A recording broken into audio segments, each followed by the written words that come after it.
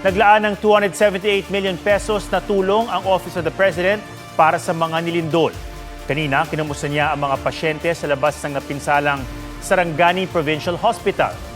Pinangunahan din niya ang turnover ng 2 patient transport vehicles mula sa PCSO at bumisita sa nasirang Malapata National High School. Sa General Santos City, nagdaos ng situation briefing kung saan in-update ang Pangulo ng mga opisyal ng bawat LGU sa mga nilindol na lugar.